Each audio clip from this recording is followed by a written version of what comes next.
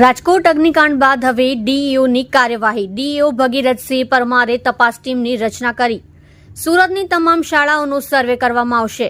તમામ શાળાઓની fire NOC ચકાસવામાં આવશે। બીયુસીની તપાસ પણ કરવામાં આવશે।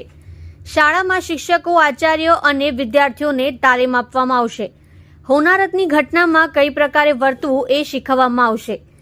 કોઈ સ્કૂલમાં ગેરકાયદેસર શેડ હશે તો કાર્યવાહી કરવામાં આવશે।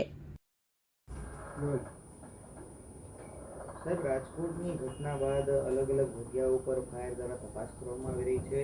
આપના તરફથી કઈ રીતે શાળાઓમાં તપાસના આદેશ? શિક્ષણ વિભાગ દ્વારા પણ તમામ શાળાઓની તપાસ કરવા માટે થઈને ટીમની રચના કરવામાં આવી છે। આ તમામ ટીમ તમામ શાળામાં જઈ અને ફાયર એનઓસી અને બીયુપી અંગેની ચકાસણી કરશે। શાળાની ભૌતિક સુવિધા બાબતે પણ ચકાસણી કરશે, જેથી કરીને રાજકોટની જે ઘટના બની છે એવી કોઈ ઘટના શાળા કક્ષાએ ન બને એની તકેદારીના ભાગરૂપે તમામ પ્રકારની ચકાસણી કરવામાં આવશે। સાહેબ, શાળાઓમાં જે ફાયર સેફટી અને એનઓસી બાબતે કઈ રીતે માહિતી મેળવવામાં આવશે?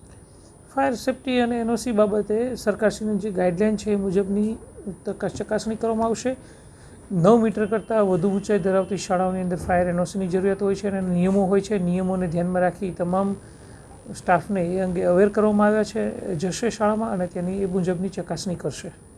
કોઈ ઘટના બને અને કઈ રીતે પોતાનો બચાવ કરવા માટે કોઈ કેમ્પો કે એવું કંઈ? શાળા શરૂ થયા બાદ તમામ સ્ટાફને, તમામ આચાર્યોને તાલીમ આપવામાં આવશે અને તાલીમના આધારે તમામ વિદ્યાર્થીઓને પણ તાલીમ આપવામાં આવશે કે કોઈ ઘટના બને તો ડિઝાસ્ટર પ્લાન અંતર્ગત શાળામાંથી મોક ડ્રીલ કરવી અને બાળકોએ કેવી રીતે સેફ રીતે બહાર નીકળવું જોઈએ એ અંગેની તાલીમ આપવામાં આવશે। હાલ જે એસએમસી દ્વારા કેટલીક શાળાઓને સીલ કરાય છે ગેરકાયદેસર બાંધકામ અથવા તો ફાયર એનઓસી બાબતે, આવી શાળાઓ પર કોઈ કાર્યવાહી? ના, હાલ કોઈ કાર્યવાહી કરવામાં નથી આવી। તો શાળા જે છે એ સુવિધા નહીં હોય તો અમારા દ્વારા પણ એસએમસીને જાણ કરવામાં આવશે અને આવી શાળા વિરુદ્ધમાં પગલાં લેવા માટેની ભલામણ કરવામાં આવશે।